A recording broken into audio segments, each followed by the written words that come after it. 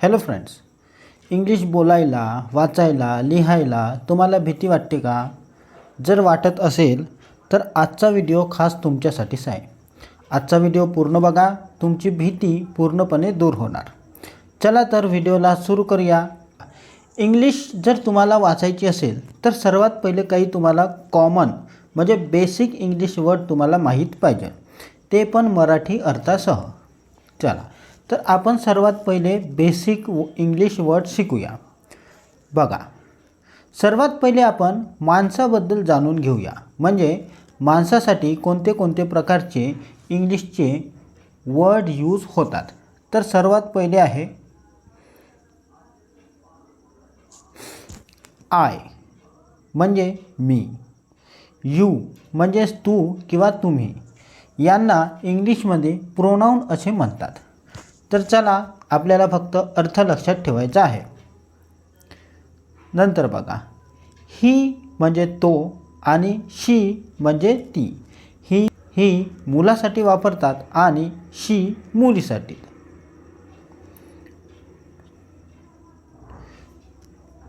We म्हणजे आपण, दे म्हणजे ते किंवा त्या, फ्रेंड्स म्हणजे मित्र,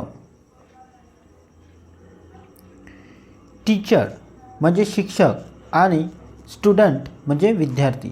तर हे माणसासाठी अशा प्रकारे आपण इंग्रजीचे बेसिक शब्द शिकलेले आहे. तर ह्या बेसिक शब्दाचा तुम्ही सराव करा. आता बघूया आपण डेली यूज वर्ड म्हणजे दैनंदिन वापरातील शब्द. हे शब्द आपण रोजच्या जीवनामध्ये वापरू शकतो. जसं नेम म्हणजे नाव, वर्क म्हणजे काम,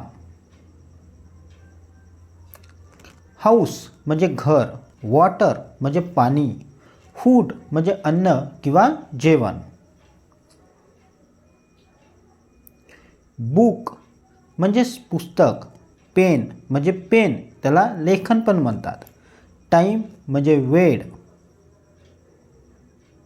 डे म्हणजे दिवस आणि नाईट म्हणजे रात्र.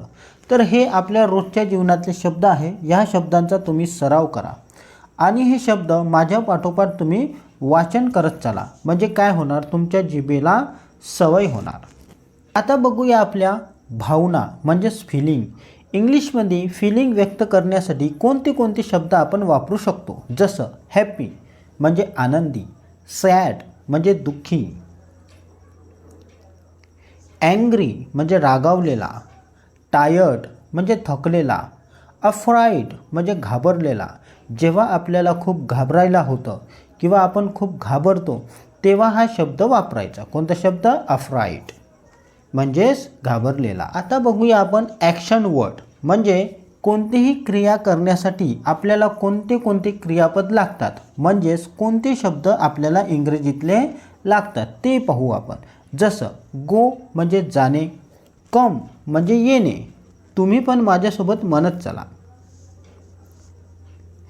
ईट म्हणजे खाणे, ड्रिंक म्हणजे पिणे, रीड म्हणजे वाचन करणे किंवा वाचणे, राईट म्हणजे लिहिणे, स्लीप म्हणजे झोपणे, रन म्हणजे धावणे. आता बघूया आपण डिस्क्रायबिंग वर्ड्स म्हणजे विशेषणे. म्हणजे एखाद्याबद्दल आपल्याला विशेष माहिती सांगायची आहे तेव्हा इंग्लिशमधले कोणते कोणते शब्द आपण उपयोगात आणू शकतो. जसं बिग म्हणजे मोठा, स्मॉल म्हणजे लहान,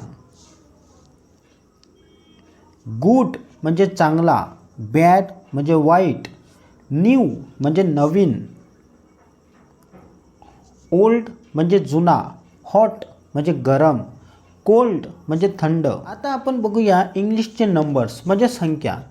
तर हे तर तुम्हाला माहीतच असेल. जसं 1 म्हणजे 1, 2 म्हणजे 2, 3 म्हणजे 3, 4 म्हणजे 4. अशा प्रकारचे आपल्याला काय करायचे आहे, नंबर करायचे आहे.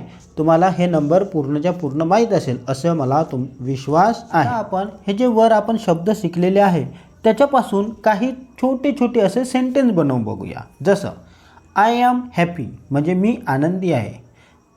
दिस इज अ बुक म्हणजे हे पुस्तक आहे.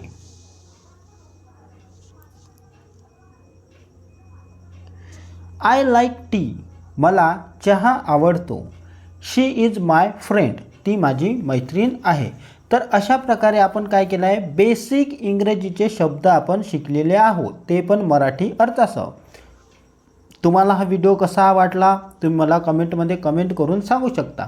व्हिडिओ आवडले असेल तर लाईक करा, नवीन असाल तर चॅनलला सबस्क्राईब करा. कारण मी आता पुढच्या व्हिडिओमध्ये घेऊन येणार आहे की इंग्लिश कशा प्रकारे वाचन करायची. त्याच्यासाठी तुम्ही काय करा, हा चॅनलला सबस्क्राईब करून ठेवा. आणि तुम्हाला असं वाटत असेल का ह्या म्हणजे इंग्लिश आपल्या मित्राने, भावाने, बहिणीने पण शिकली पाहिजे, तर त्यांना हा व्हिडिओ शेअर करा. आता भेटूया पुढच्या व्हिडिओमध्ये. तोपर्यंत या शब्दांची चांगली प्रॅक्टिस करा.